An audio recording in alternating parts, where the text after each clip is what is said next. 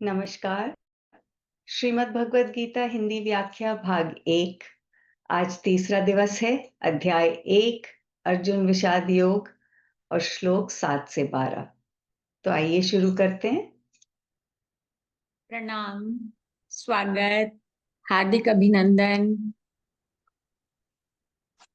ओम श्री परमात्मने नमः। गुरुरेव गति गुरुमेव भजे गुरुणैव सहास्मि नमो गुरवे न गुरोः परमं शिशुरस्मि गुरो मतिरस्ति गुरौ मम पाहि गुरो। ओम सच्चिदानंद रूपाय विश्वोत्पत्त्यादि हेतवे तापत्रय विनाशाय श्री कृष्णाय वयं नमः। वसुदेवसुतं देवं कंसचाणूरमर्दनं देवकी परमानन्दं कृष्णं वन्दे जगद्गुरुम्। ओम अनंताय नमः, अच्युताय नमः, गोविंदाय नमः। ॐ शान्ति शान्ति शान्तिः। अध्याय 1 अर्जुन विषाद योग। हम लोगों ने कल देखा था कि पहले के 7 श्लोक ही हमने किए थे, जिसमें संजय जब जाते हैं धृतराष्ट्र जी के पास और वो पूछते हैं कि बताओ कि मेरे मेरे पुत्रों ने और पांडवों ने क्या किया। तो उन्होंने बताना जब शुरू किया तो कैसे दुर्योधन द्रोणाचार्य जी के पास जाके सेना के पांडवों की सेना के बारे में बता रहे थे। सारे योद्धाओं के बड़े बड़े महारथियों के नाम बता दिए। और फिर 7वें श्लोक में उन्होंने कहा कि अपने अपनी सेना के बारे में भी बताना शुरू किया था कि हे ब्राह्मण श्रेष्ठ, हमारी जो है हमारे पक्ष के जो विशेष शक्तिशाली योद्धा हैं उनको भी आप जान लीजिए। आपकी जानकारी के लिए अपनी सेना के नायकों के नाम मैं आपको बताता हूँ। अब अगले श्लोकों में ये पूर्व प्रसंग है, तो अगले श्लोकों में देखते हैं। सुनैना जी, कितने नाम गिनवाए थे पांडवों के महारथियों के? उमा मैम, आप मैं हाँ, गिन रही थी बैठ के, तो मैंने तो 17 गिने थे शायद। अब बाकी सब भी गिन के देख लें तो पुष्टि हो हाँ, जाएगी उसकी। तो श्लोक नंबर कितने, 4 5 6 में किसमें है? जी, तो जी, 4, 5 और 6। हाँ, 3 श्लोकों में आए हैं। और अब देखते हैं अपने महारथियों के नाम कितने सुनाते हैं, कितने महारथियों के नाम जो जी, शक्तिशाली योद्धा जिनको कह रहे हैं। तो हाँ, तो ये इस श्लोक को पढ़ते हुए हम आगे बढ़ेंगे। अस्माकं तु विशिष्टाये तान्निबोध द्विजोत्तम नायका मम सैन्यस्य संज्ञार्थं तान् ब्रवीमि ते।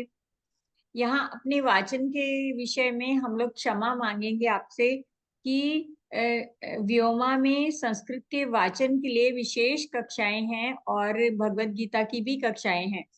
तो हम यथावत इसको पढ़ेंगे, जैसे इसको बताना है हर एक अक्षर को खोल के, तो उसका संधि विच्छेद करते हुए जो जिस विभक्ति के साथ जैसे लिखा है हम उसको वैसे पढ़ेंगे। तो प्लीज स्वीकार करिएगा। और जो एक्सपर्ट की श्लोक वाचन भी हम आपको इसी हर सेशन के किसी भाग में जरूर सुनाएंगे। तो वाचन पे रुचि देने वाले उनको देखिएगा, और अर्थ, सरलार्थ, निहितार्थ और ये विवेचना के लिए हम लोग बोल रहे हैं। तो तो चलिए आगे बढ़ते हैं। सुनैना जी क्या कह रहे हैं? पांडवों और कौरवों दोनों दलों के प्रधान वीरों का वर्णन। पांडवों के तो कर दिए, अब अपने बता रहे हैं, बोलिए। जी। भवान् भीष्मश्च कर्णश्च कृपश्च सिमितिञ्जयः अश्वत्थामा विकर्णश्च सौमदत्तिस्तथैव च। हाँ जी। समितिंजय, समितिंजय कौन है? संग्राम में विजयी रहने वाले हमेशा। भवान भीष्मश्च कर्णश्च कृपश्च समितिंजयः। आप यानी कौन? दुर्योधन बात कर रहा है। किससे बात कर रहा है? द्रोणाचार्य जी से, आचार्य जी से बात कर रहा है। तो उनको कह रहे हैं कि हमारी सेना में भगवान आप हैं, भीष्म पितामह हैं, भीष्म जी हैं, कर्ण हैं, कृपश्च, च का मतलब होता है और कृपाचार्य जी हैं। कैसे हैं कृपाचार्य जी? जो कि समितिंजय हैं, बहुत सारे समर में विजयी होने वाले हैं, है ना। अश्वत्थामा है, विकर्ण है, और सोमदत्ती है। सोमदत्ती कौन है? सोमदत्त का पुत्र, जिसका एक्चुअल नाम क्या है? भूरिश्रवा। तो ये भूरिश्रवा। कितने योद्धा हुए, जल्दी से गिनिए। भवान, भीष्म, कर्ण, कृपाचार्य, कृपाचार्य जी, अश्वत्थामा, अश्वत्थामा। विकर्ण और सोमदत्ती यानी भूरिश्रव। तो ये 7 योद्धा आपने बताए हैं। तो जी। फिर से एक बार बोल रही हूँ। भवान भीष्मश्च कर्णश्च कृपश्च समितिञ्जयः अश्वत्थामा विकर्णश्च सौमदत्तिस्तथैव च। आप आप यानी द्रोणाचार्य जी, पितामह भीष्म, कर्ण और संग्राम विजयी कृपाचार्य, और वैसे ही अश्वत्थामा, विकर्ण और सोमदत्त का पुत्र भूरिश्रवा। और कौन है? त, हाँ, और कौन कौन बता रहे हैं देखिए तो। अन्ये च बहवः शूरा मदर्थे त्यक्तजीविताः नानाशस्त्रप्रहरणाः सर्वे युद्धविशारदाः। अन्य च बहव शूरा, और भी बहुत सारे शूरवीर हैं। तथा अन्य च, और भी बहुत सारे अन्य, और भी अन्य बहुत सारे शूरवीर हैं। मद अर्थे मतलब मेरे लिए, मेरे अर्थ के लिए, मेरे प्रयोजन के लिए, है ना। त्यक्त जीविता, जिन्होंने अपने जीवन की आशा छोड़ दी है। इसका मतलब ये है कि वो अपनी जान हथेली पे लेकर मेरे लिए जान देने तक के लिए राजी हो गए हैं, है ना, आ गए हैं जान देने के लिए। नाना शस्त्र प्रहरणा, जो कि तरह तरह के शस्त्र उठाने में पारंगत हैं। युद्ध युद्ध कौशल के जो है महारथी हैं, विशेषज्ञ हैं। सर्वे युद्ध विशारदा, युद्ध में सभी विशारद हैं, बहुत निपुण हैं, कुशल हैं। हाँ, बढ़िया बढ़िया योद्धा है, उत्तम योद्धा है। तो अन्ये च बहवः शूरा मदर्थे त्यक्त जीविताः नाना शस्त्र प्रहरणा सर्वे युद्ध विशारदाः। तथा अन्य भी बहुत से शूरवीर हैं, जिन्होंने मेरे लिए अपने जीने की इच्छा का भी त्याग कर दिया है। त्यक्त जीविता, जीवन की आशा छोड़ के आ गए। इसका एक अर्थ कहीं ऐसे भी आता है कि आशा क्यों छोड़ दी भाई? जो जो जीतने के लिए आएगा, वो तो जीवन की आशा लेकर आएगा। ये कहीं ना कहीं दुर्योधन के मन के किसी कोने में कोई निराशा घर करी हुई है ना। तो इसका और भी भय कारण भी हमको आगे होगा मिले। मैम, भय हाँ, भी होगा। भय भय एक भी तरह होगा। का। हाँ, बिल्कुल बिल्कुल निराशा, बिल्कुल। भय, थोड़ी सी जिसको कहते आशंका, हैं हाँ, आशंका। कैसी कैसी संभावनाएं, देखो जो अर्जुन के मन में चल रहा है उधर भी तो चल रहा हो सकता जी है ना। जी। युद्ध युद्ध में विजय तो चाहिए, लेकिन फिर भी ओके। इच्छा का भी त्याग कर दिया है, अनेक प्रकार के अस्त्र शस्त्र धारण किए हैं, नाना शस्त्र प्रहरणा, सर्वे जी। युद्ध विशारद, सारे के सारे युद्ध कला में निपुण हैं। सुनैना हम्म। जी आगे बढ़ें क्या? हाँ जी, बिल्कुल, चलिए। आप ये देख के चलिए कि अगर किसी को, कोई पार्टिसिपेंट्स को कोई ऑब्जेक्शन होगा, कुछ और क्लैरिटी चाहिए होगी, तो हैंड रेस करके मैं उसको रिपीट कर सकती हूँ उसी जी, श्लोक को, और उमा मैम। व्याख्या थोड़ी। हाँ, हाँ, हाँ जी। थोड़ा सा इंटरप्ट कर रही हूँ कि हम्म। किसी ने जॉइन करा था और ये लिख के भेजा है कि हमें इस मीटिंग का पासकोड और आईडी भेज दीजिए। ओके। तो मैं ना व्हाट्सएप ग्रुप पे भेज सकती हूँ क्योंकि शायद वो लोग हैं स्ट्रगल नहीं। कर रहे हो? हाँ, स्ट्रगल कर रहे हैं थोड़ा-सा। तो हाँ, तो मुझे आप एक भेज दो। हाँ, मुझे 1 मिनट दीजिए, मैं उन लोग को भेज देती हूँ। So by the time shall I move forward? हाँ, प्लीज़, ओके, चलिए। तो अगला चलते हैं। अब अपर्याप्तम तदस्माकं बलं भीष्माभिरक्षितम्, पर्याप्तं त्वदमेतेषां बलं भीमाभिरक्षितम्। अपर्याप्तं तदस्माकं बलम भीष्माभिरक्षितम, भीष्म पितामह द्वारा भली प्रकार से संरक्षित हमारा सैन्य बल अपर्याप्त है। अपर्याप्त का जो आज अर्थ जो है ना बदल गया, पर्याप्त और अपर्याप्त के अर्थ आज उल्टे हो गए हैं, क्योंकि अपर्याप्त को आज हम समझते हैं कि काफी नहीं है ना, हाँ, अपर्याप्त की पर्याप्त नहीं है, तो यहाँ अपर्याप्त का मतलब असीमित है, अपरिमित है, मतलब बहुत सारा है, अबंडेंस, है ना। तो लिमिटलेस। यहाँ, हाँ, हाँ, लिमिटलेस। तो ये कह रहे हैं कि इतने इतना बल, वीरता, सैन्य शक्ति हमारे पास इतनी फोर्स है कि जिसको मापा नहीं जा सकता, ये कहना चाह रहे। तो भीष्म पितामह के द्वारा संरक्षित जो हमारा सैन्य बल है वो अपरिमित है, किंतु भीम द्वारा रक्षित, उस तरफ भीमसेन बड़े योद्धा माने गए, उनके द्वारा रक्षित पांडवों की सेना की शक्ति परिमित है। तो यहाँ पर्याप्तम, पर्याप्त हम कहेंगे ना, घर में खाने की पर्याप्त सामग्री है, या वहां प्रचुर के लिए हम पर्याप्त यूज करें, तो यहाँ वो कहने चाहते हैं लिमिटेड है, परिमित है, नपी नपाई है। क्योंकि पांडव, कल हमने जो डिस्कस किया था, 18 अक्षौहिणी सेना में 11 अक्षौहिणी सेना कौरवों की थी और 7 अक्षौहिणी सेना पांडवों की थी। तो कहाँ कहाँ से किसने दी थी ये भी अगर महाभारत में डीप जाएंगे तो बिल्कुल एक एक चीज कैलकुलेटेड और डॉक्यूमेंटेड है। जी। तो ये कह रहे हैं, सुनैना जी पढ़ दीजिए इसको। अ, इसको अपर्याप्तं तदस्माकं बलं भीष्माभिरक्षितं,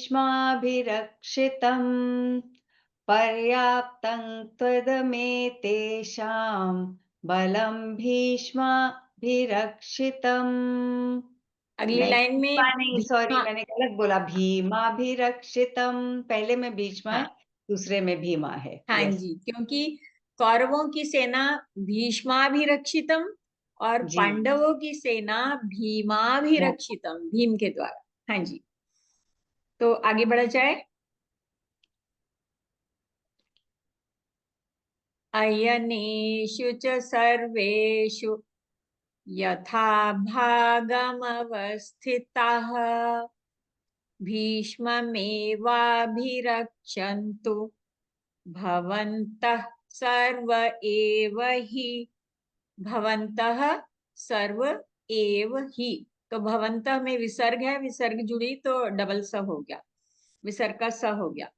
भीष्मम एव अभिरक्षन्तु, और ऊपर की लाइन में यथा भागम अवस्थिता, अयनेषु च सर्वेषु, सारे मोर्चों पर, यथा भागम अवस्थिता, अपने अपनी जगह दृढ़ता, दृढ़ पूर्वक स्थित रहते हुए, है ना। भीष्म में वाभिरक्षण, तो वो द्रोणाचार्य जी को एक निर्देश भी दे रहे हैं कि आप भीष्म पितामह की ही रक्षा करते हुए चलें सब तरफ से। भवंतः सर्व एव ही, सभी हुँ। मोर्चों पर, अब ये कह रहे अतः, सारे मोर्चों पर अपनी-अपनी जगह दृढ़ता पूर्वक स्थिर रहकर आप सब जगह निश्चित रूप से भीष्म पितामह की ही सभी ओर से रक्षा करें। ऐसा क्यों कहा होगा कि भीष्म पितामह? उमा मैम मुझे लगता है कि अगर कमांडर आर्मी का उसी को उसी की रक्षा ना करी जाए और वो ही ओके, मारे जाएँ तो शायद सबका मनोबल कम हो जाए ओके। और वो सबसे पूज्य थे। हाँ जी। तो कहीं न कहीं ये भी है कि इनकी अंतः कथाएँ हैं, बीच की कहानियाँ हैं ऐसी कि जिससे कोई डर है कि देखिए भीष्म पितामह ने कहा मैं अपनी रक्षा करने में पूरा समर्थ हूँ, क्योंकि वयोवृद्ध भी बहुत थे ना, बहुत जी। भारी योद्धा रहे हैं। वयोवृद्ध भी थे, युद्ध कर रहे हैं लेकिन कर्तव्य परायणता के लिए वचनबद्ध हैं, है ना? सिंहासन से बंधे हुए हैं। तो कुछ और कहना इन्होंने चाह ये रहे हैं? नहीं कहा। हाँ, मैं कहना चाह रही थी इन्होंने ये नहीं कहा था कि मैं पांडवों को नहीं मारूँगा? शायद इन्होंने ये भी तो अ, उनको लग रहा ये होगा कि सारी चीज़ें, ये अंतः हाँ, कथाएँ हैं। हमको बड़ा करेक्ट। थोड़ा-थोड़ा सा पता होता है। मुझे जो अभी मैंने आज नोट किया तो उसमें था कि भीष्म पितामह ने पहले ही कह दिया था कि भैया मैं अपनी रक्षा तो कर सकता हूँ, लेकिन मैं किसी स्त्री के ऊपर शस्त्र नहीं चलाऊँगा। ये जो हाँ, तुम्हारे पास शिखंडी है ना, शिखंडी है जो स्त्री परिणत पुरुष बन के युद्ध में आ गया है, तो मैं अगर वो मेरे सामने आ गया तो मैं हथियार नहीं चलाऊँ, है ना? तो ये हाँ। तो उनको लग रहा था कि अब पांडव कहीं न कहीं से भीष्म पितामह के आगे शिखंडी को लाएँगे ही ज़रूर। इसकी भी तो तो अंतः कथा है उमा मैम। बिल्कुल, शिखंडी कैसे बिल्कुल। हाँ, हाँ जी, तो बड़ी सुंदर कथाएँ हैं। ज़रूर देखिए, इस इन 7 श्लोकों में से गुज़रने का मतलब है कि इतना कुछ हमारी दृष्टि में पड़ जाए कि हम गीता के बैकग्राउंड को इतने अच्छे से, इतना डीप जान लें कि हमारी जो इच्छा और प्रबल हो जाए कि गीता का ज्ञान सच में क्या है ना? तो हम उस दृश्य, उस परिदृश्य का सारा अपनी आँखों के आगे चित्रण करते हुए चलेंगे, तो हम अर्जुन की स्थिति को बहुत अच्छे से समझ पाएँगे और जैसे अर्जुन ने भगवान के ज्ञान को धारण किया, तो हम भी कर पाएँगे। ओके, तो ये देखिए चार्य जी को अ, दुर्योधन कह रहे हैं कि आप सब अपनी-अपनी जगह, सेनापति है ना, तो जगह पर रहिए, सब तरफ से भीष्म पितामह की ही रक्षा करें। अब हुँ, देखिए क्या हुआ। जी, प्रधान योद्धाओं द्वारा शंखनाद, ये मैंने 2 तो नहीं कर दिए कहीं? हाँ, नहीं, ठीक है। ओके। तस्य संजनयन् हर्षं कुरु वृद्धः पितामहः सिंहनादं विनद्योच्चैः शंखं दद्मौ प्रतापवान्। हाँ जी, उ उन उसके हर्ष को बढ़ाते हुए। अब पितामह की बात हो रही थी, है ना? ऐसे लग रहा है पितामह ने सुन लिया, भीष्म पितामह वहीं आस-पास हैं कि अरे भीष्म पितामह के साथ-साथ चलो, है ना? तो इतना उन्होंने हर्ष में आके उनके हर्ष को बढ़ाते हुए, है ना? दुर्योधन के हृदय में हर्ष उत्पन्न करते हुए, तस्य संजनयन् हर्षम्, तस्य कस्य? दु दुर्योधनस्य, दुर्योधन हुँ, के हृदय में हर्ष बढ़ाने के लिए, हर्ष का संचार करने के लिए कुरुवृद्ध पितामह ने क्या किया? कुरुवृद्धः पितामह, कुरुवृद्ध पितामह ने क्या किया? सिंहनादं विनद्योच्चैः शंखं दद्मौ प्रतापवान। सिंह की सी दहाड़ के समान बड़ी ऊंचे स्वर में गरज कर ऊंचे स्वर में शंख बजाया। शंखम दद्मौ, बड़ा प्रतापी शंख जो उनका है, उन्होंने वो शंख बजाया। इसमें उनके शंख का नाम नहीं दिया है, लेकिन आगे जो लोग शंख, जितने शंख बजेंगे उनके नाम होंगे। तो इसको फिर से पढ़ते हैं, सुनैना मैम। तस्य सञ्जनयन् हर्षं कुरु वृद्धः पितामहः सिंहनादं विनद्योच्चैः शंखम दद्मौ प्रतापवान। उमा मैम एक, सिंघन। सॉरी, हाँ हाँ, हाँ, एक बोलिए। मैं सोच रही थी कि हो सकता है भीष्म पितामह वो तो मतलब इतने एक्सपीरियंस्ड, इतने वृद्ध और सब उनको समझ में आ रहा था कि क्या हो रहा है। जब दुर्योधन इतनी तारीफ कर रहा है सबकी, तो हो सकता है वो अपने आप को भी दिलासा दिला रहा हो कहीं कि ना कहीं। हाँ, कहीं न कहीं तो उसका भी उत्साह बढ़ाने के लिए, उसको भी एनकरेज करने के लिए शायद उन्होंने सिंहनाद करके बजाया हो अपना। हाँ जी, हाँ जी, बिल्कुल। तो तस्य संजनयन हर्षम, उसके हर्ष को बढ़ाते हुए, किसके हर्ष को? दुर्योधन के हर्ष को बढ़ाते हुए, उसमें हर्ष का संचार करते हुए कुरुवृद्ध पितामह ने सिंहनादम विनद्योच, सिंह के समान उच्च गरज करते हुए, विनद्योच्चई, बहुत ऊंचे स्वर में, शंखम दद्मौ प्रतापवान, शंख बजाया, शंख वादन किया। आगे बढ़ते हैं। हाँ जी। तो ये युद्ध का उत्साह और उमंग चल रहा है। कौरव सेना के योद्धा बताए द्रोणाचार्य, भीष्म पितामह, कर्ण, कृपाचार्य, समितिंजय, अश्वत्थामा, विकर्ण और सोमदत्ती यानी भूरी श्रवा। ओके। तो पांडवों की कौन कौन थे? नाम ले दीजिए सुनैना जी एक बार। पांडवों के मैम शुरू से मैं लेती हूँ नाम: सात्यकी, युयुधान, विराट, द्रुपद, दृष्ट, केतु, चेकितान, काशीराज, कुंती भोज, पुरुजित, शैब्य, युधामन्यु, उत्तमा, उत्तम औजा। उत्तमौजस और हम्म। अभिमन्यु, सुभद्रा के पुत्र और द्रौपदी के 5 पुत्र। हाँ हाँ हाँ।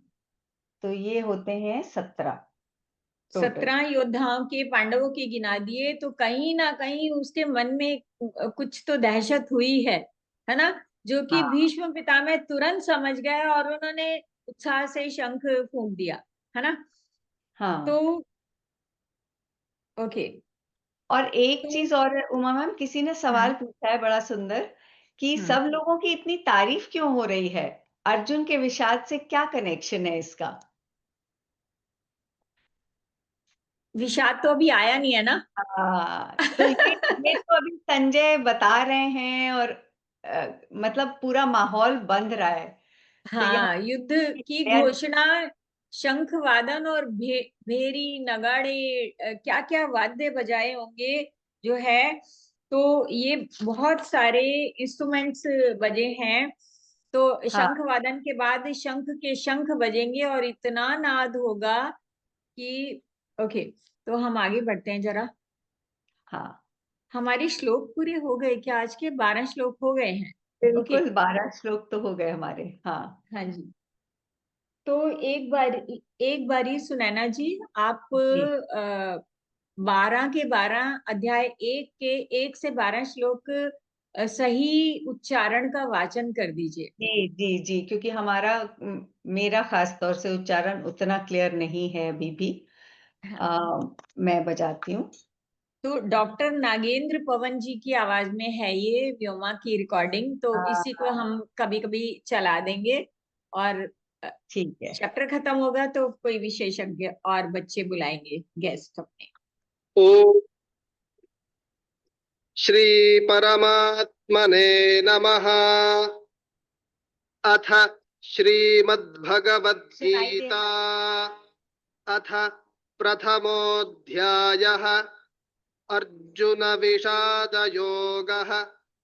धृतराष्ट्र उवाच धर्मक्षेत्रे कुरुक्षेत्रे समवेतायुयुत्सवः मामकाः पाण्डवाश्चैव किमकुर्वत सञ्जय।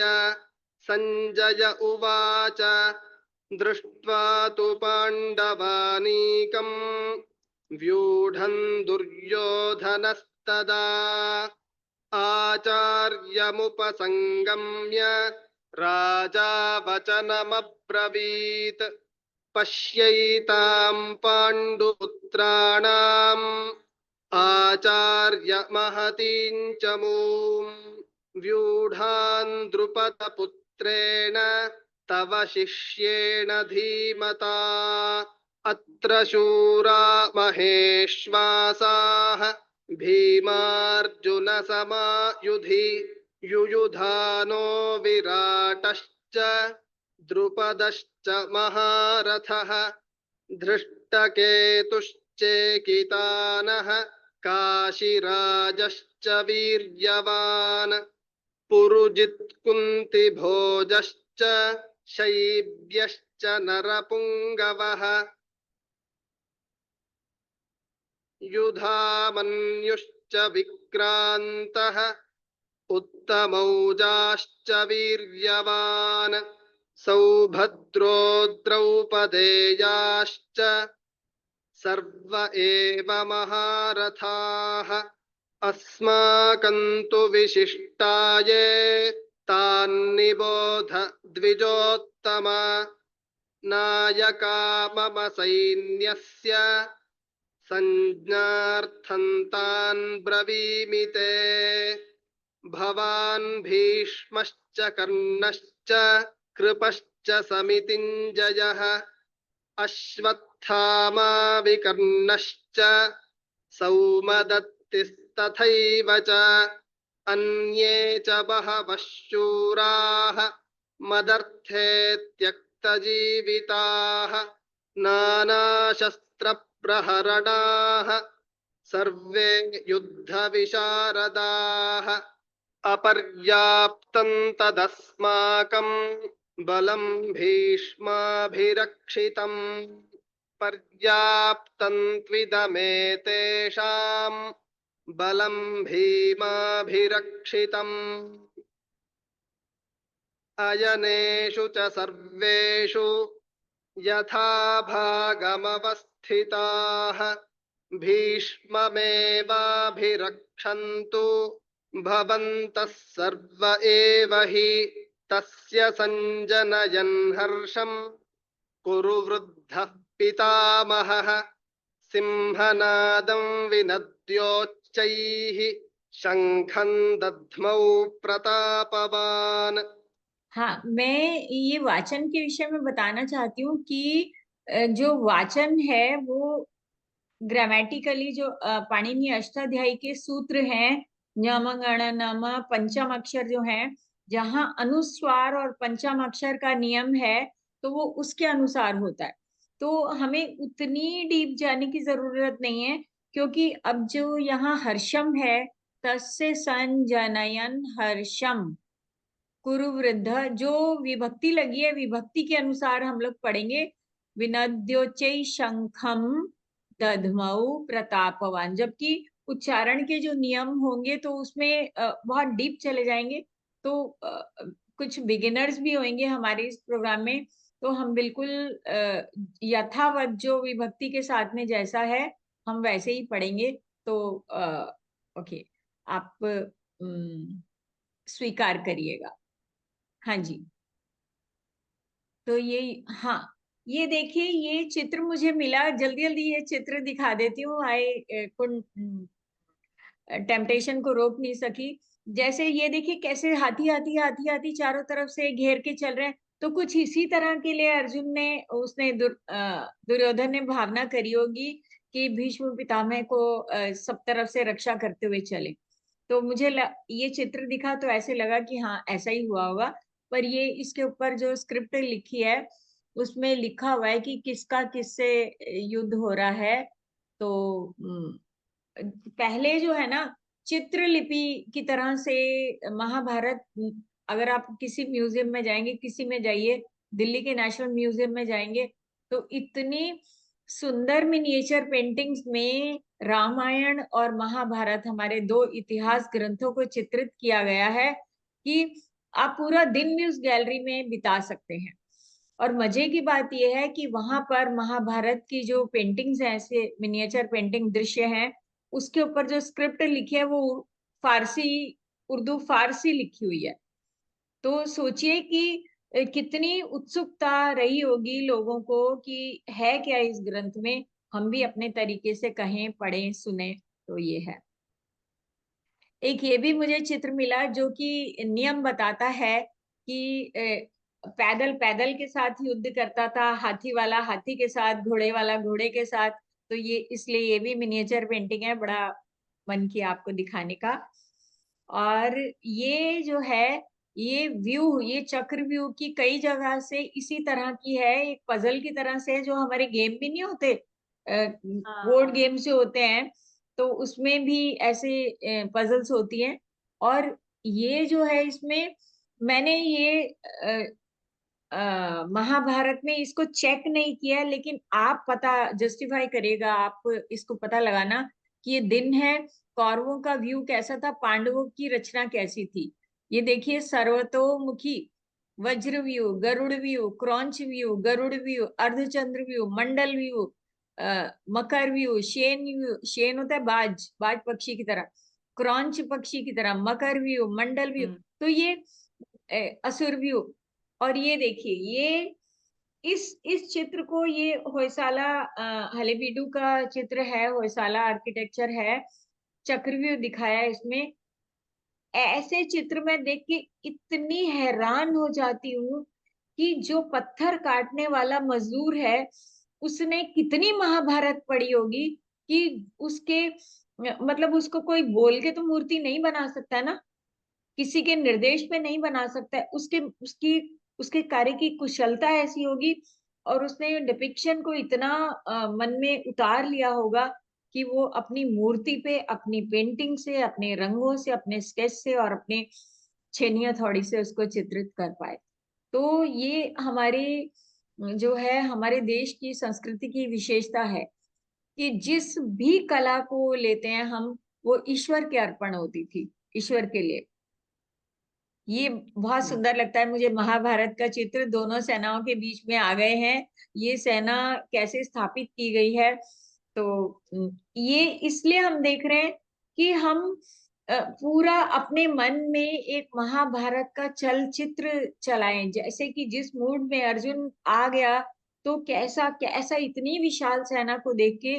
तो ये है, अब हम अपनी कल्पना में उस युद्ध की अपने आप को भले ही आंख बंद करिए, आप सोचिए कि आप कुरुक्षेत्र का एक मैदान है जो दिल्ली से अंबाला तक का, और दूर दूर जाए तो कौन कौन से वो हैं, क्षेत्र हैं, मैंने कहीं पर पढ़ा था कि क्या क्या आता था उसमें, करनाल, कुरुक्षेत्र, पानीपत, कैथल, जींद।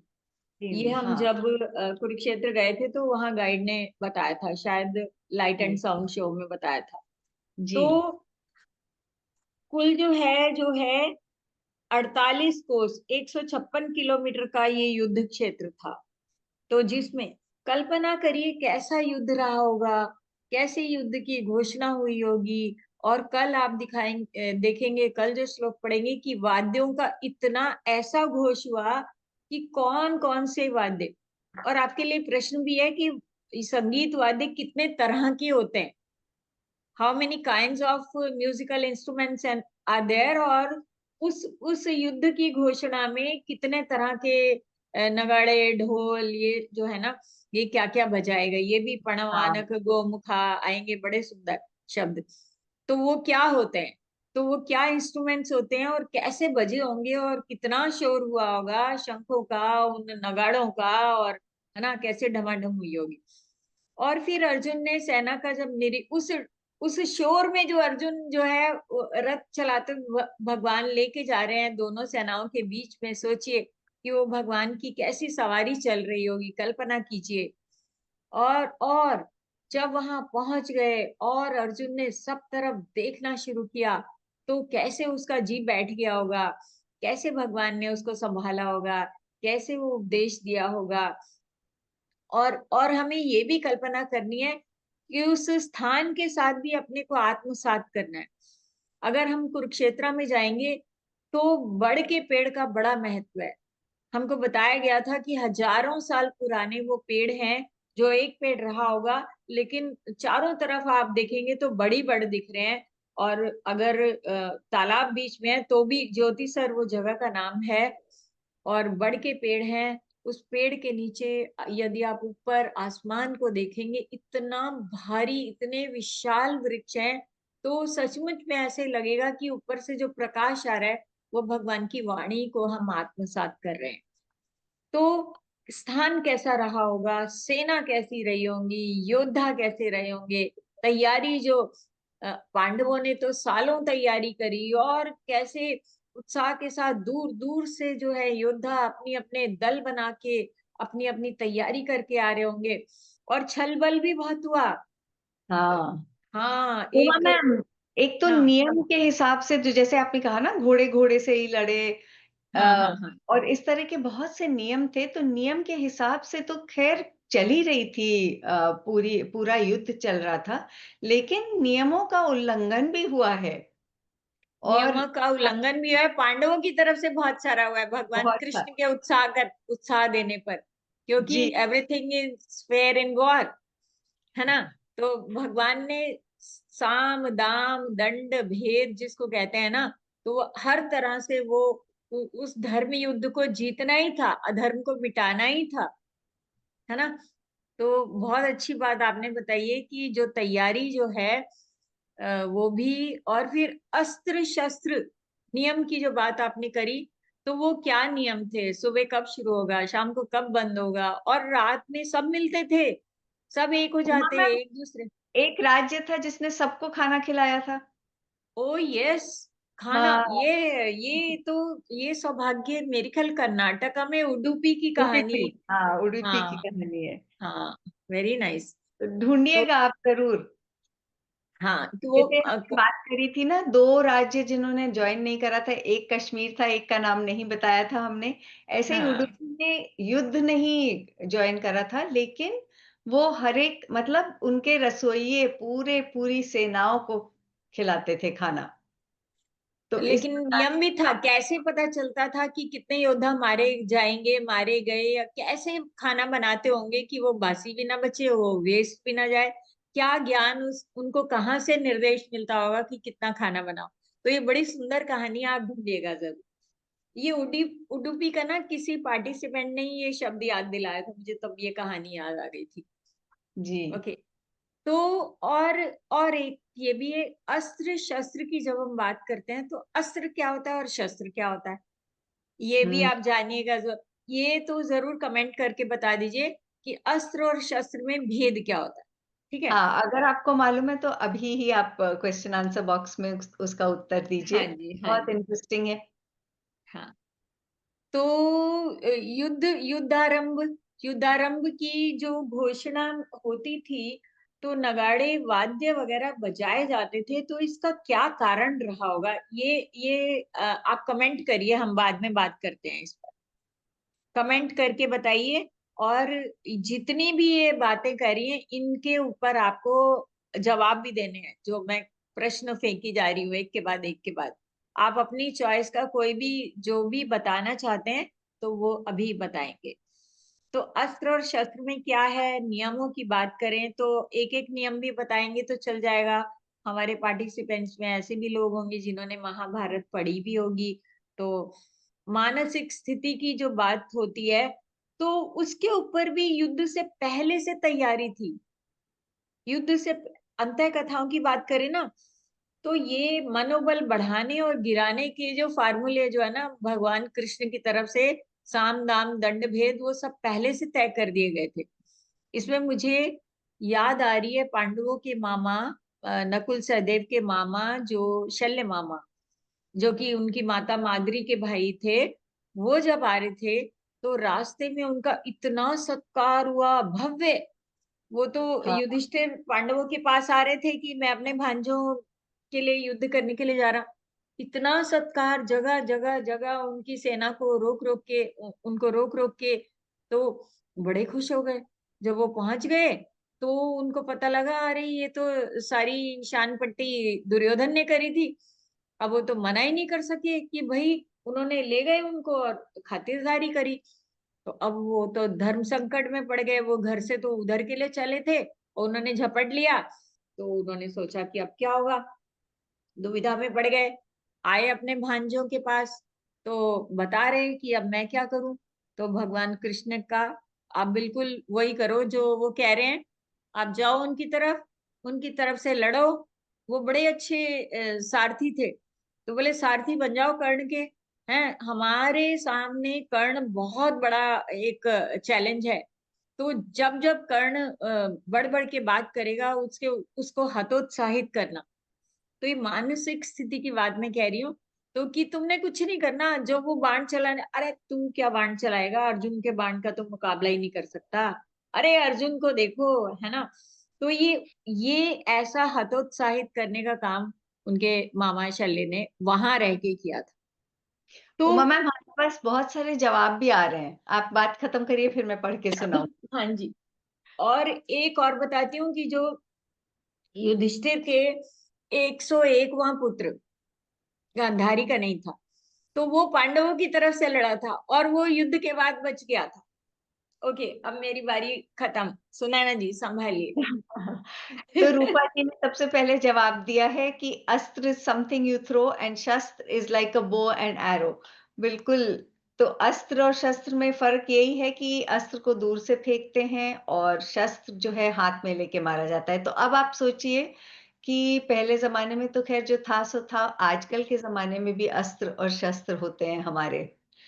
और कईयों ने बता दिया हमें कि कैसे रसोइया जो है बनाते होंगे खाना, कि कृष्ण जी की मूंगफली की कोई कहानी है। तो बहुत ही सुंदर, जरूर पढ़िएगा। अश्विनी अग्रवाल जी पूछ रहे हैं, one question for class, class में चैट बॉक्स क्लोज है? जी हाँ, क्लास में चैट बॉक्स क्लोज है लेकिन क्वेश्चन आंसर वाला ओपन है।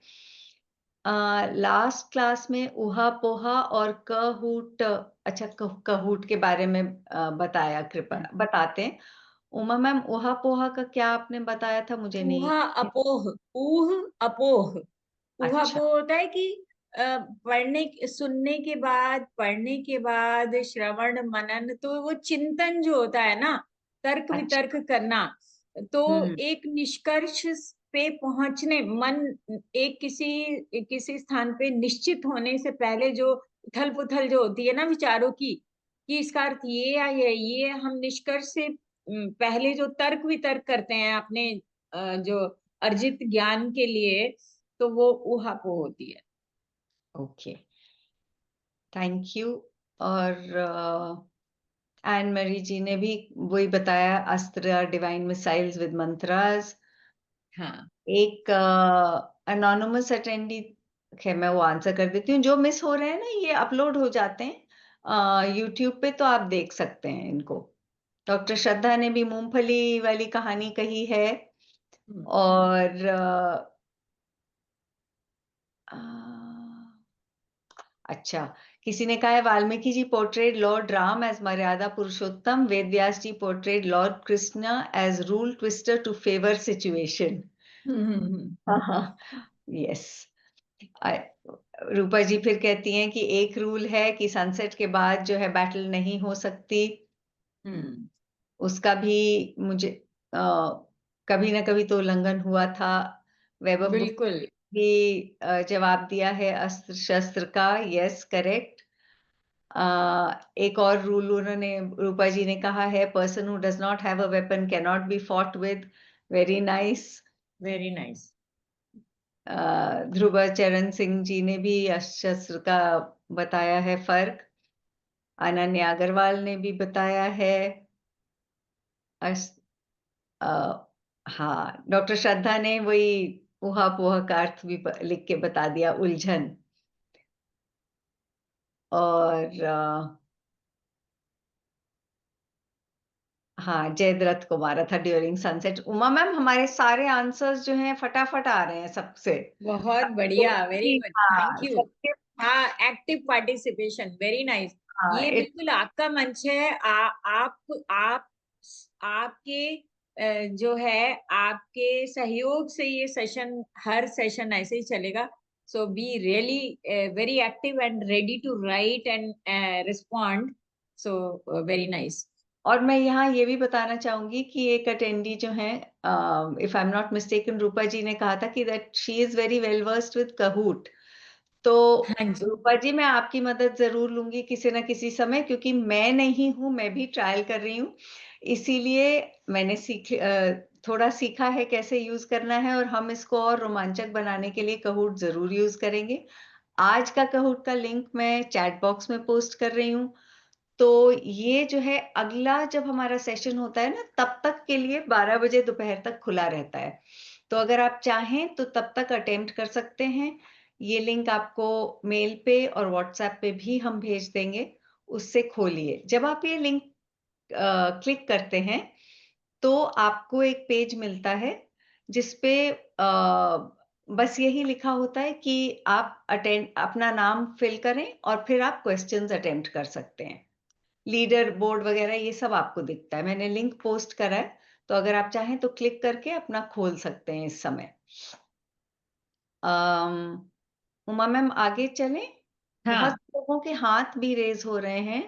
हाँ हम हाँ, मैं एक दो चीजें और बोल देती हूँ ये आप कि बताइए पहले अपना हाँ, फिर उसके बाद हम हाँ, लोग जो अस्त्र अस्त्र होते हैं वो मंत्र संचालित होते हैं, है ना। शस्त्र होते हैं वही 1:1 योद्धा जो युद्ध करते हैं।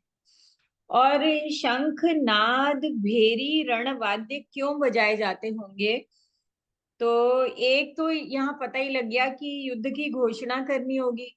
युद्ध प्रारंभ डंके की चोट पे, है ना, घोषणा करके कि अब बाण चल रहे हैं भैया, सतर्क हो जाओ, है ना, बचो, बचो या मारो काटो जो भी है ना। दूसरा है उत्साह का संचार करने के लिए, पहले कि चलिए जो म्यूजिक है ना वो लाउड म्यूजिक है, बड़ा जोश लेकर आता है, तो वो इसलिए। और शत्रु सेना में भय फूंकने के लिए भी होता है कि तुम इतना दहला दो, इतनी आवाज धमाधम युद्ध के नगाड़े बजते हुए चले कि जो शत्रु सेना जो है वो देख रही है कि अरे आगे आगे सेना चढ़ी चली आ रही है, तो उनके मन में आतंक भय डालने के लिए भी होता होगा। तो ये है। और ये महाभारत हमारा ये विश्व इतिहास का एक कोश है, सिर्फ हमारे भारत का ही नहीं है, पूरे संसार की ये सबसे लंबी कविता है। इसमें कोई बता सकता है कितने श्लोक हैं एग्जैक्टली? जल्दी से टाइप करिए कितने श्लोक हैं महाभारत में। ओके। जब तक आप टाइप करते हैं हाँ, हाँ किसी जी, ने तो लिखा चलिए है आप। 1 लाख। ओके। हाँ जी, 1 लाख श्लोक कहे गए हैं। और गीता प्रेस गोरखपुर का वर्जन देखें तो 1,0216 श्लोक शायद आते हैं उसमें। वाह! तो अब आप जानिए जरा। इसमें ये भी बताना है कि आज हम क्या लेके जा रहे हैं। हालांकि अभी ज्ञान शुरू नहीं हुआ है, अभी तो जानकारी पर ही हम खेल रहे हैं। तो लेकिन फिर भी how do you relate this much of story with your, अभी हम कैसे जोड़ते हैं इसको, आज से कैसे जोड़ के देखते हैं। और कुछ भी बताइए, जो बहुत सारे प्रश्न यहाँ पे दिए हैं। हाँ, हाँ। यहाँ पे चक्रव्यूह, 7 लेड कार्ड शेप्ड शकत व्यू, शक्त व्यू। शकट, शकट होता है हाँ, हाँ, रथ, रथ को बोलते हैं। श्रृंगाटक व्यू। ओके। फिर उसके बाद कंबाइंड फॉर्मेशंस है और ऑल चक्रास। तो व्यू के कुछ नाम मैम ने भी दिखाए थे। कुछ जैसे वज्र है, फिर गरुड़ है और अभिमन्यु वाली कहानी तो सबको पता ही है। हाँ, चक्रव्यूह तो चक्रव्यूह सबसे ज्यादा कॉमन, सबको कॉमन। पता होता है चक्रव्यूह की। उसने हाँ, चक्रव्यूह भेदना अपनी माता के गर्भ में ही सीख लिया था। Correct, correct. और पद्म व्यू भी होता है। हम्म। तो सूची मुख, नीडल पॉइंट जैसा ये इस तरह के बहुत हाँ। सारे व्यू हैं। हम्म। ज़रूर खोज करिए कितने-कितने हैं। डॉक्टर श्रद्धा जी ने फिर कहा है कि जो भी योद्धा अपने प्रतिद्वंद्वी को सचेत करने के लिए बजाते थे। कारण ये है ओके। कि सभी के अपने-अपने शत्रु बंधे थे। हाँ, कि कौन बिल्कुल, किससे बहुत लड़े। सुंदर बात, वेरी हाँ, नाइस। बहुत ही अच्छा। किसी ने कहा है 18,000। किसी ने कहा है 700। 700 हम लोग श्रीमद् भगवत गीता की बात करते हैं, बट मेरे ख्याल से उमा मैम महाभारत के पूछ रही थी, तो आपका हाँ आंसर हाँ हाँ, रॉन्ग नहीं है, लेकिन भगवत गीता बताया। जी। अच्छा, किसी ने लिखा है one should understand the strengths and weaknesses of self and enemies. Very nice. सही, हाँ। तो क्या हम इनकी सवालों पे चलें मैम? बहुत कुछ लोगों ने अपने हाथ रेज करे हुए हैं। हाँ जी प्लीज। अच्छा, किसी किसी ने जो हाथ रेज करा था वो नीचे भी कर लिया है, तो प्लीज अपने हैंड्स रेज करिए, मैं आपको अनम्यूट करूंगी हाँ और आप बोलिएगा।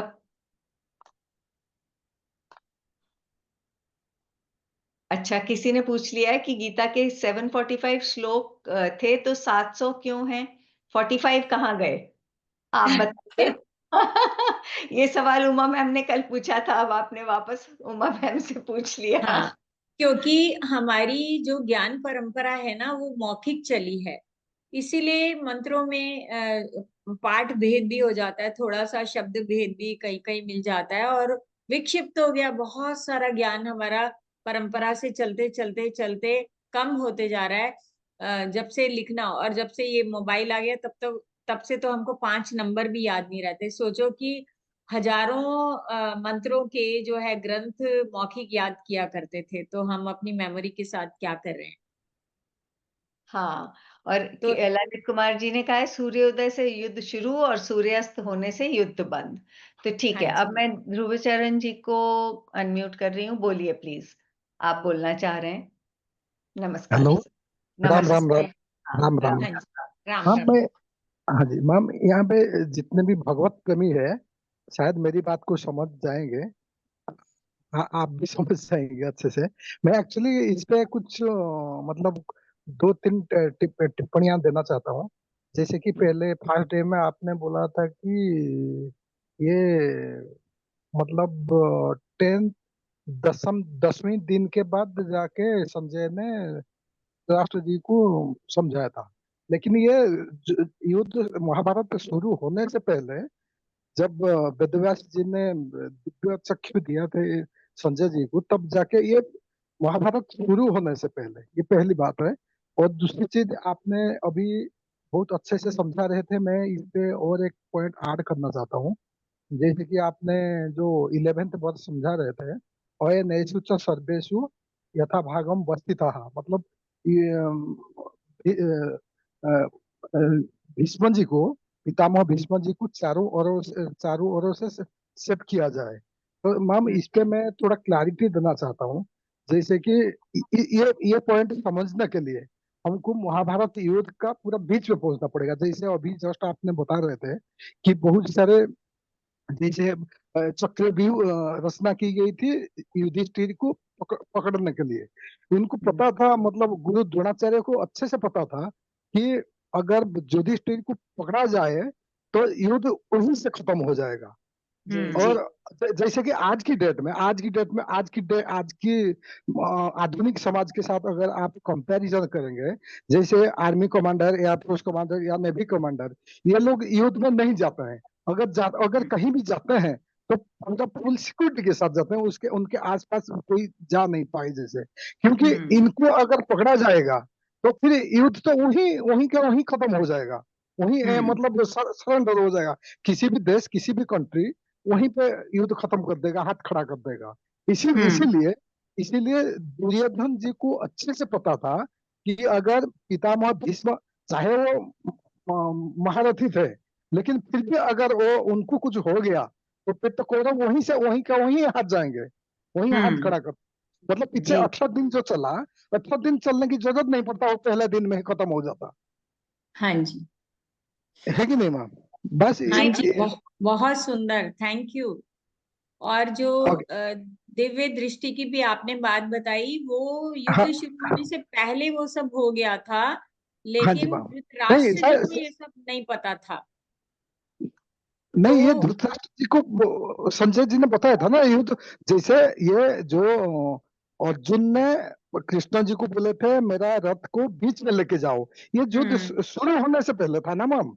ये सब ये सब हुआ एक्चुअली में, तो युद्ध शुरू होने से पहले सब कुछ हुआ, लेकिन गीता हमारे जैसों को कब पता चली? जब संजय ने सुन के धृतराष्ट्र जी को बताई। संजय ने भी वही सुन ली थी, युद्ध के जब शंख बज रहे हैं उसी समय तो ये सब हुआ। और ये सारा जो ज्ञान है ना गीता का, ये गीता के सारे श्लोक पढ़ेंगे तो 2.5-3 घंटे में पूरी गीता पढ़ी जाती है। तो युद्ध का जो पहला दिन था, उस दिन जैसे शंख बज रहे हैं, अर्जुन ने ये सब मोह किया, भगवान ने फटाफट फटाफट उसको समझा के युद्ध के लिए तैयार करके चल लड़, है ना। तो ये हाँ जी। हुआ तो पहले ही दिन है, बिल्कुल युद्ध शुरू होने, युद्ध प्रारंभ के समय ही हुआ है। लेकिन आगे पता धृतराष्ट्र जी को भीष्म जी के जाने के बाद पता लगा, जब संजय भीष्म जी धृतराष्ट्र जी के पास गए। और मैम और एक पॉइंट मैं ऐड करूंगा, बस लास्ट हाँ पॉइंट। जी, ऐसे हाँ तो जी, मतलब पॉइंट आता रहेगा जब तक हमारा चलता रहेगा हाँ, कोर्स। हाँ तो जी, मैं इस पे और एक, जैसे कि हमारा ये जो अर्जुन विषाद युग जो चल रहा है अभी, है, हाँ इसके जी, बाद कर्म योग, है, दिव्य, ऐसे मतलब आएगा। 18 अध्याय है, 18 योग आएगा। तो ये हम्म, मान, ये वेदव्यास जी ने ये योग जो है ना अर्जुन विषाद योग, ये कृष्ण जी ने थोड़ी ना स्टार्ट किया है। ये तो बिल्कुल, वेदव्यास जी कवि थे, वही ये अर्जुन विषाद, मतलब जो कृष्ण जी का श्लोक लेके वो किसी को कहाँ पे किस पे कहाँ पे डालना है, किसी अध्याय में डालना है, वो वही मतलब चैप्टराइज किए हैं। और वही उसी उन्हीं ने ही नाम दिए हैं कि ये अर्जुन विषाद योग, ये कर्म योग, ये दिव्य ज्ञान योग, या हाँ ये जी, हाँ जी, पुरुषोत्तम योग, है कि नहीं मैम? बिल्कुल। और जी ये तो और, 18वें अध्याय और में बताया है उन्होंने कि व्यास व्यास प्रसादात, संजय जी ने बोला व्यास है प्रसाद कि आप व्यास छुटवा। जी के हाँ। प्रसाद से, हाँ जी, प्राप्त हुआ है ना। और अभी एक भगवत प्रेमी का हमारे आया था, मतलब इस पे क्वेश्चन आया था कि हाँ, 745 अगर था, तो आपने हाँ, बहुत अच्छे से समझाया। मैं इस पे और थोड़ा सा ऐड करना चाहता हूँ, क्योंकि ओके, देखिए इस पे, हाँ जी मैम, मतलब इस पे 745 हो, ये जो कृष्ण जी ने गीता ज्ञान जब स्टार्ट किए, वो तो काउंटिंग हम्म, करके नहीं किए थे ना मैम। ये तो हम बिल्कुल लोग, बिल्कुल, ये तो मतलब ये वेदव्यास जी ने अपने हिसाब से जो उन्हीं को श्लोक में कन्वर्ट करके गणेश जी हाँ को जी, बोले कि ये लिखो, ये लिखो, लिखो, है कि नहीं? हाँ, ये भी और बड़ी और सुंदर कहानी है, हाँ जी, ये और गणेश जी, महाभारत लिखने की। गण हाँ जी मैम, मैं बता देता हूँ उसी का ही। हाँ जी, हाँ, हाँ जी मैम, थोड़ा मतलब माफ कीजिएगा, मैं बता रहा हूँ आपके ऊपर बोल के। नो, वेरी इंटरेस्टिंग, प्लीज बताइए। एक्चुअल क्या है ना मैम, जैसे गणेश जी से हेल्प मांगे थे ये लिखने के लिए, तो गणेश जी ने कंडीशन रखे कि देखो, मैं एक बार अगर स्टार्ट किया तो फिर आपको बीच में रुकना नहीं है, तो आप कंटिन्यूअस चलते रहना। लेकिन फिर वेदव्यास जी ने चालाक बन गए, यहाँ पे थोड़ा सा दिमाग खट लगा दिए। आज की डेट के हिसाब से मैं बता रहा हूँ, चालाक हाँ वार जो जी, मैं बता दिया, शायद ये गलत होगा, हमारे भगत प्रेमी को गलत लगेगा, ये लग सकता है। ये फिर व्यास जी ने कंडीशन रखा, ठीक है, मैं जैसे जैसे बताते जाऊंगा, आप आप उसी श्लोक को, उसी वर्ष को प्रॉपर तरीके से समझेंगे, फिर लिखेंगे, ताकि हाँ, जी जी जी, को भी टाइम मिल जाए वो हाँ याद कर। क्योंकि 700 वर्ष सबका, जैसे कि ये संजय जी ने क्या बोले, अर्जुन जी ने क्या बोले, हाँ कृष्ण जी ने कहाँ पे क्या क्या बोले, ये सारा चीज याद जी भी तो करने के लिए टाइम लगेगा ना मैम। तो जी बिल्कुल, इसलिए ये कंडीशन रख दिया शिवाजी कि तुम। को थोड़ा सा इंटरप्ट कर रही हूँ। हाँ जी मैम, हाँ। ये कहानी बाकी सब लोग अपना रिसर्च करके थोड़ा देखें, क्योंकि हम लोग का 9:28 ऑलरेडी हो गया है। मैं एक और क्वेश्चन यहाँ पे लेना चाहती हूँ। किसी ने पूछा है कि क्या बर्बरिक ने भी गीता सुनी थी? बर्बरिक कौन था? मुझे तो ये भी नहीं पता, उमा मैम। बर्बरीक घटोत्कच के पुत्र थे, और बड़ा अच्छा। माता का उनको वरदान था, अपनी माता। ओ, हाँ, हाँ, मुझे नहीं तो पता। वो युद्ध देखने के लिए आ रहे थे। बड़ी सुंदर कहानी है, मैं नहीं बताऊंगी, आप लोग के लिए छोड़ रही हूँ। और उनको श्याम बाबा आजकल बोलते हैं। श्याम अच्छा। बाबा भगवान कृष्ण के भगवान कृष्ण के रूप में पूजा करते हैं। तो वो बड़ी सुंदर कहानी है। ये महाभारत से जुड़ी तो इतनी कहानियां हैं कि आप लोगों की तरफ से आ रही हैं तो बहुत खुशी हो रही है। प्लीज अपनी कहानियों को लाएं, बताएं, और ऐसे ही इस ज्ञान यज्ञ को पूरा करना है हमने मिलजुल के। हम और सच में रजनी, ज्ञानी नहीं है। हाँ, और रजनी जी ने तो बहुत सुंदर एक उत्तर दिया है, आपने भी बताया था इन द फर्स्ट श्लोक Dhritarashtra says Sanjay what happened between my sons and Pandavas, that means it is in the past tense, तो वो बाद में ही बताया है, मतलब हम लोग का यहाँ डिस्कशन चल रहा था ना कि फर्स्ट डे या 10th डे, तो yes it has happened in the past. तो 9:30 तो हो गए, लेकिन किसी और को अगर सवाल पूछना है तो प्लीज अपना हाथ खड़ा करिए, और मेरी यही रिक्वेस्ट है कि चैट बॉक्स में से कहूट का लिंक लेके प्लीज अटेम्प्ट करिए कहूट। नेक्स्ट टाइम जो है फिर हम लोग उसका, बिकॉज लास्ट टाइम तो सिर्फ हमने एक टेस्ट के जैसे करा था, और इस बार भी मतलब it is not a taste like that, लेकिन इससे आपकी नॉलेज थोड़ी सी, जहां पे हो सकता है दोबारा ऐसा हो जाए, कुछ और क्वेश्चंस अगर आपके मन में आते हैं तो वो भी हमें भेजिए, तो हम उनको भी इंक्लूड कर लेंगे। और पहला अध्याय खत्म होगा तो सारे प्रश्न हम जितने होंगे एक बारी क्वेश्चंस की रिवीजन कर लेंगे। प्रश्न क्या है पहले अध्याय में कि स्थान से संबंधित, शंखों से संबंधित, सेना से संबंधित, महारथियों से संबंधित, है ना, और योद्धाओं योद्धाओं महारथियों से संबंधित, तो ऐसे ही प्रश्न होंगे। तो और अर्जुन ने क्या क्या तर्क दिए, क्या हुआ उसको, क्या किस समय क्या क्यों उसको विषाद आया, तो मतलब ऐसी सी बातें, छोटे छोटे हल्के फुल्के प्रश्न होंगे, तो प्रश्नों से घबराना नहीं है। और सबने कोशिश करनी है कि आप चाहे संक्षेप में एक दो वाक्य बोलें। आप जो ये लास्ट वाला जो सेशन का हिस्सा होता है ये आपका है, आप ज्यादा से ज्यादा लोग कुछ बोलने की कोशिश करिए। कमेंट भी अच्छे लगते हैं लेकिन बोलिए भी जरूर, हम आपकी हाँ वाणी भी सुनना चाहते हैं। तो आज क्वेश्चन आंसर बॉक्स में बहुत लोगों ने लिखे हैं आंसर्स, लेकिन जब हमारा जिज्ञासा समाधान का समय आता है तो प्लीज हाथ खड़ा करिए, जो चीज आप लिख रहे हैं वो बोल भी सकते हैं। डॉक्टर श्रद्धा ने लिखा है घटोत्कच भीम के पुत्र थे, उन्हीं को कृष्ण के रूप में कलयुग में पूजा जाएगा, यही वरदान कृष्ण जी ने दिया।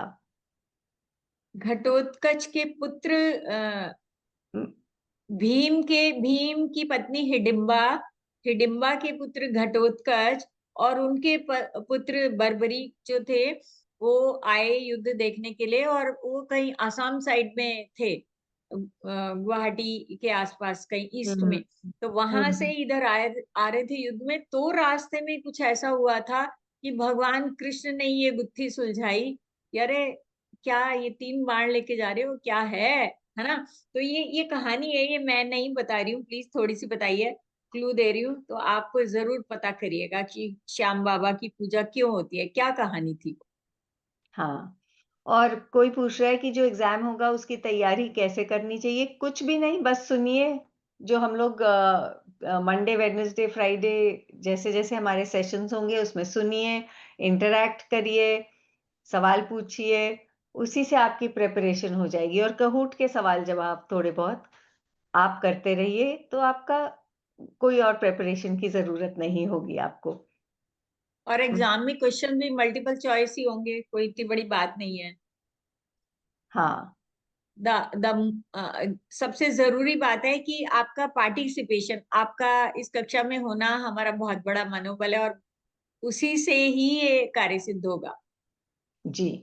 क्योंकि जो आप जानते हैं वो हमें नहीं पता, आप बताएंगे तभी पता चलेगा। हम तो जानकारी इकट्ठी करके कोशिश करते हैं यहाँ आपके सामने आने की। जी, और डॉक्टर श्रद्धा और अनन्या जी, मैं आपको जो अभी हम लोग कह रहे थे ना उसी के बारे में रिआइटरेट कर रही हूँ मैं, कि जिज्ञासा समाधान के समय प्लीज अपना हाथ खड़ा करके बोलिए, क्योंकि लिखने में कई बार त्रुटि हो जाती है, ऑटो करेक्ट हो जाता है। तो हाँ, मैं देख रही हूँ यहाँ क्वेश्चन आंसर में बर्बरिक को बारबेरिक हो गया है, तो आपने उसको करेक्ट करा है, तो हाथ खड़ा करके जरूर बोलिए। ठीक है, तो हमें भी खुशी होगी आपकी आवाज सुन के। और अगर किसी को क्वेश्चन है तो प्लीज हाथ खड़ा करिए, वरना आज हम लोग यहीं खत्म करें। उमा मैम, हाँ जी। डॉक्टर श्रद्धा ने हाथ खड़ा करा है, प्लीज डॉक्टर श्रद्धा बोलिए। जी हाँ जी। नमस्कार। जी राम राम राम। नमस्ते। नमस्कार मैम। क्षमा चाहती हूँ क्योंकि वो लिखने में थोड़ी-सी दिक्कत हो गई, तो मैं वही बार-बार लिख रही थी कि लिखने में त्रुटि हो गई। मैंने जो कथा सुनी उसके हिसाब से ये कहा गया मुझे कि बर्बरीक जो है वो कुरुक्षेत्र की सबसे ऊँची चोटी पर एक पेड़ से उनके बालों से वो टंगे हुए थे। और जिस समय कुरुक्षेत्र का युद्ध खत्म हुआ तो सबने कहा कि मैंने पूरा युद्ध देखा। तब श्री कृष्ण भगवान कहते हैं कि किसी ने न पूरा युद्ध देखा, न किसी ने पूरी स्थिति को समझने की कोशिश की, केवल और केवल बर्बरीक एक ऐसे हैं जिन्होंने सारी चीज़ें देखी। तो अंत में बर्बरीक ने जिस तरह से मतलब युद्ध में कहा जाता है कि अर्जुन हमेशा मतलब युद्ध खत्म होने के बाद अर्जुन को कुछ क्षण के लिए ये अभिमान हो गया था कि मैंने युद्ध जीता। तो उन सारी शंकाओं का समाधान करते हुए जब बर्बरीक से प्रश्न किया गया तो पूरे कुरुक्षेत्र का अंत बर्बरीक ने बताया। और यही कारण है कि श्री कृष्ण जी ने जो है वो बर्बरीक को वरदान दिया था कि कलयुग में श्याम बाबा के नाम से तुम पूजे जाओगे। इसीलिए अगर हम किसी भी श्याम मंदिर में चले जाएं तो केवल हमको भगवान का सर दिखाई देता है, उनका धड़ नहीं होता है। तो ये एक कहानी है जो मुझे पता है। अवसर देने के लिए आपका बहुत-बहुत धन्यवाद मैम। और एक छोटी-सी बात, आप 2 आचार्यों को पाकर हमारा सौभाग्य है कि हमने आपको पाया। आपका विवरण, आपका बोलना सर्वोत्तम है। बहुत-बहुत धन्यवाद मैम ये अवकाश देने के लिए।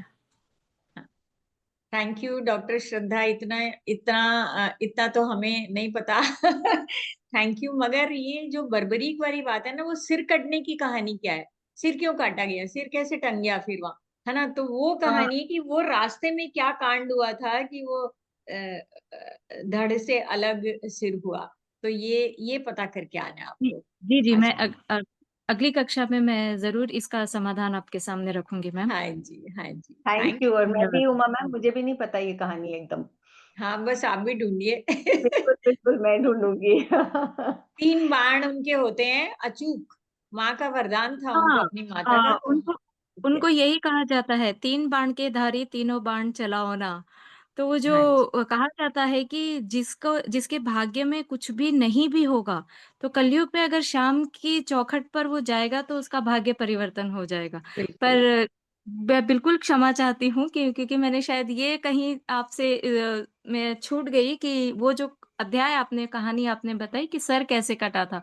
पर ये हाँ मैं जी, ज़रूर देखूँगी और आपको बताऊँगी। धन्यवाद मैम। हाँ जी, हाँ बिल्कुल, जी, ठीक थैंक है। यू डॉक्टर श्रद्धा। चलिए Sunaina okay, ma'am. Uma ma'am अब 2 हाथ और खड़े हुए हैं। अब हमने कहा है तो उनका ओके, सुन ही चलो लेते हैं चलो पूछ फटाफट। लो, कोई हाँ, बात नहीं। अनन्या जी आप बोलिए पहले जल्दी से, फिर नेहा जी आपको। जी नमस्ते मैम। नमस्ते। नमस्ते। मैम तो ये इसकी बैक स्टोरी में ही मैं थोड़ा ऐड करना चाहूंगी कि मैंने जो स्टोरी सुनी है वो है कि बर्बरीक जो थे उनको, जैसे आपने बताया कि 3 एरोज मिली थी जो महाभारत के युद्ध को खत्म कर सकती थी। तो जब वो रास्ते में आ रहे थे तो कृष्ण उन्हें मिले तो उन्होंने प्रण लिया हुआ था बर्बरीक ने कि जो भी लूजिंग साइड होगी वॉर की मैं उस तरफ से लड़ूंगा।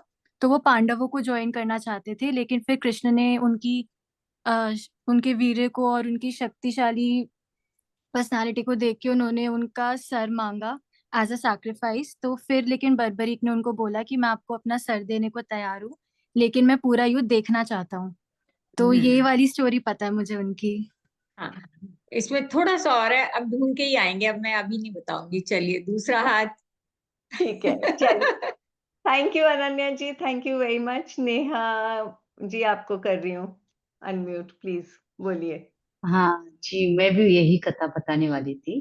जो मुझे अच्छा, मालूम था कि उनको वर था कि जो वो युद्ध करेंगे और जो पार्टी जीतने वाली नहीं है वो साइड से भी हमेशा युद्ध करेंगे और वो कभी हारेंगे नहीं, ऐसा उनको वर था। इसलिए वो भगवान श्री कृष्ण ने जाना कि अगर ये कौरव के साइड से हारते हुए जीतेंगे तो कौरव कभी भी हार नहीं सकते हैं। इसलिए उनको वो सिर मांगा भगवान श्री कृष्ण ने, ऐसे बताया जाता है। जी ओके। चलिए, थैंक यू सो मच। तो आज यहीं पे हम लोग एंड करते हैं। बहुत ही मतलब जिस तरह से डिस्कशन हुआ और जैसे आप लोगों ने हाथ रेज करके सारी बातें बताई, बहुत ही सुंदर लगा। आइए उमा मैम आज का यहाँ हाँ जी। एंड करें। श्री कृष्ण गोविंद हरे मुरारी, हे नाथ नारायण वासुदेव।